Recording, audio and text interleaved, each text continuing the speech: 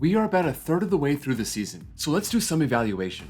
In my last video, we looked at every team's biggest surprise. If you missed it, that link is down below. Today, let's look at the other side. These are every team's biggest disappointment. The Angels, Archie Bradley. For years and years, the Angels have needed pitching. This offseason, they really worked on it, and one of those pieces was Archie Bradley. He's been really good since 2017, posting a 3.09 ERA since then, but so far with the Angels, he's been rocked. 12 games, 11 1/3 innings, and a 5.56 ERA. Not what the Angels ordered. The Astros, Jose Urquidy. Yuli Gurriel hasn't been very good either, but I think this honor belongs to Urquidy. Since coming into the league in 2019, he's had a sub-4 ERA every year.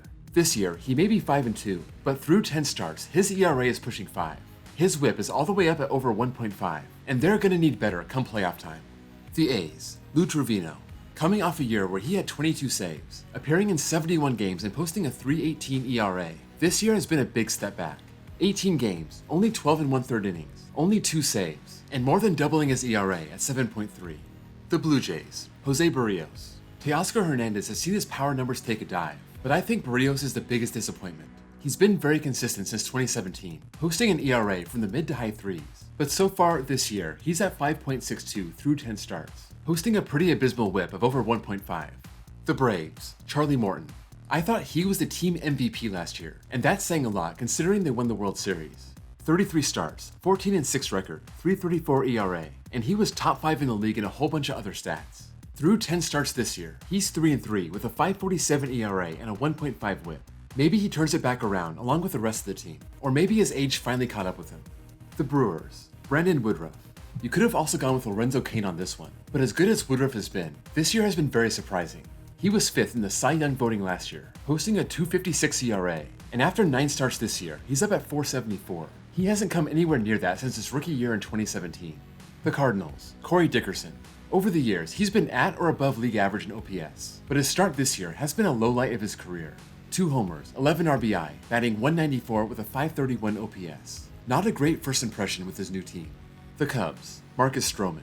After skipping the 2020 season, Stroman came back for a full 2021. 33 starts with a 3.02 ERA. He goes to the Cubs, and after 9 starts, he's 2-5 with a 5.32 ERA. This is on par with his worst season, 2018 in Toronto. The Diamondbacks, Mark Melancon. It hasn't gone well for this veteran on his new team.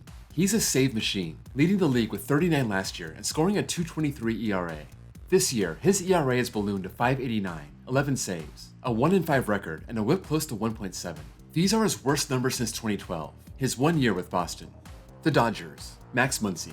He's gotten MVP votes in 3 of the last 4 years, his OPS averaging 890 and averaging 35 homers a year. Maybe his shoulder is still bothering him after last year's collision because he hasn't been the same.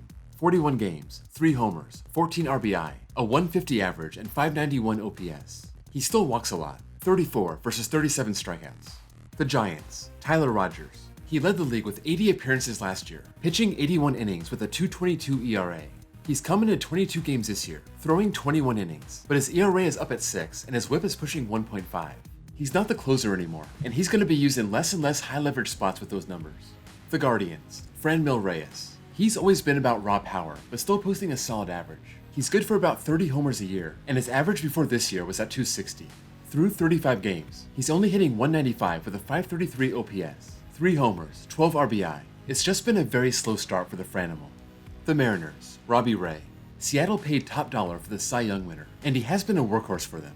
11 starts, 65 2/3 innings, but he's also walked 24 and allowed 36 earned runs, all of that being a league high. His ERA stands at 4.93, a full 2 runs more than he was at last year, and closer to his 2019 and 2020 numbers. The Marlins, Trevor Rogers. I could see the case for Avisail Garcia also, but I'm going Rogers. He was an all-star last year, 2nd place in the Rookie of the Year voting, and he earned it.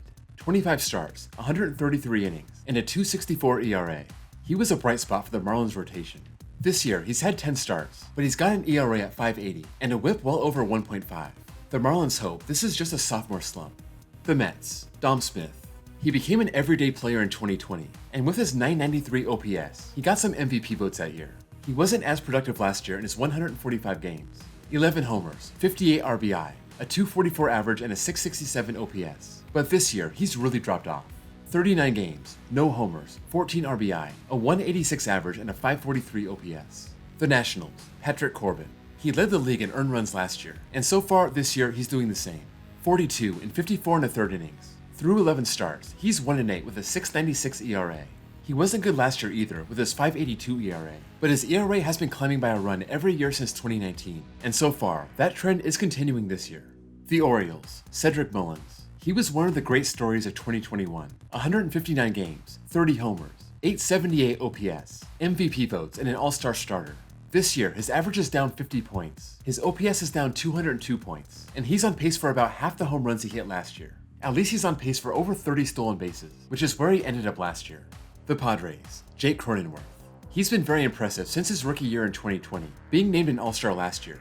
Through 51 games this year, his average is down 60 points, barely over 200, only 3 homers after hitting 21 last year, and his OPS is down almost a whole 200 points, standing at 602. He's also striking out a lot more, already at 49 compared to 90 total last year.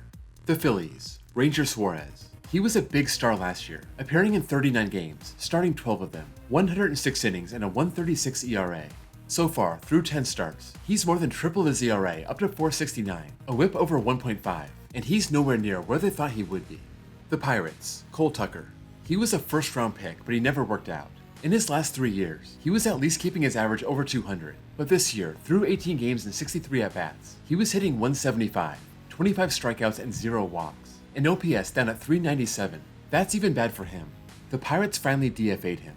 The Rangers, Marcus Semien. Even though he's been playing better lately, he's still been bad.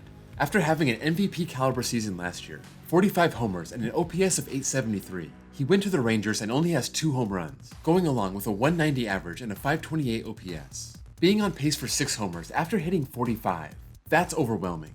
The Rays, Ryan Thompson. He's been a reliable arm out of the Rays bullpen, and last year he came into 36 games and posted a 2.38 ERA. This year it hasn't gone well. Through 21 games, he's almost tripled that ERA at 6.50, giving up 4 homers in just 18 innings. The Rays might want to cycle him out for now. The Red Sox, Matt Barnes. Last year, in the first half, he had 19 saves and a 2.61 ERA, being named an all-star. His second half was bad. His ERA spiked up to 6.48, and that was not a good omen for 2022. He's been even worse this year, appearing in 20 games, throwing 17 innings, but posting an ERA of 7.94 and a whip over 1.7. Yikes. The Reds, Joey Votto. The 38-year-old will get Hall of Fame consideration, but not because of his 2022 season. In 35 games, he's hitting 181, an OPS of 680, and the guy who's led the league in on-base percentage 7 times is down at 326 this year. It may be a lost season for Votto and the Reds. The Rockies, German Marquez. Year over year, he's been a consistent starter for the Rockies, making the All-Star team last year with a 3.36 first-half ERA. Like Matt Barnes, his second half was very bad. That ERA spiking up to 6.12, and this year has been more of the same. 10 starts, 1 win and 5 losses, a 6.71 ERA, and a whip over 1.6. The Royals, Whit Merrifield. He's been an Iron Man and a hit machine since 2017, and last year he hit 277 with 184 hits, led the league with 42 doubles and 40 stolen bases, making the All-Star team. This year, his average is down 59 points, OPS is down 140 points. He's on pace for half the stolen bases he had last year. He's just been a below-average player. The Tigers, Javier Baez. Here was a big free agent coming off a great season. 31 homers, a 265 average, and an 813 OPS. Since 2017, his OPS has been around 800 to 900, but this year with the Tigers, he's only hitting 194 with a 532 OPS. Just 3 homers in 41 games. The Tigers really need that second half magic. The Twins, Miguel Sano. He hasn't played much this year, only 65 plate appearances in 17 games, but he's hitting .093, a 379 OPS, 1 homer, 3 RBI. This coming off a 30 homer season where he had a good OPS of 778. The White Sox, Yasmani Grandal. The team has been a big disappointment, and Grandal has personified that. He's always been a good hitting catcher. Last year, his slugging was up at 520, and that pushes OPS to 939. This year, it's almost half that, down at 484, hitting 162 and only 2 homers in 44 games. The Yankees, Jonathan Loaizaga. In a year where the Yankee bullpen shined, Loaizaga was the biggest star in 2021. 57 games, 70 and 2/3 innings, and a 2.17 ERA. This year has been a mess. 18 games, 16 and 2/3 innings, and a 7.02 ERA. His whip well over 1.5. He's already matched last year's home run total, and he's already given up almost as many runs as last year. That's all for this video. If you want to see each team's biggest surprise, check out my link below or the card in my end screen. Let me know what you think of my picks, and if you would have chosen anyone else for any of these teams. Before you go, if you can drop this video a like, I'd appreciate it. And if you're new here and love baseball content just like this, please consider giving me a sub. Thank you all for watching, and I'll see you all next time.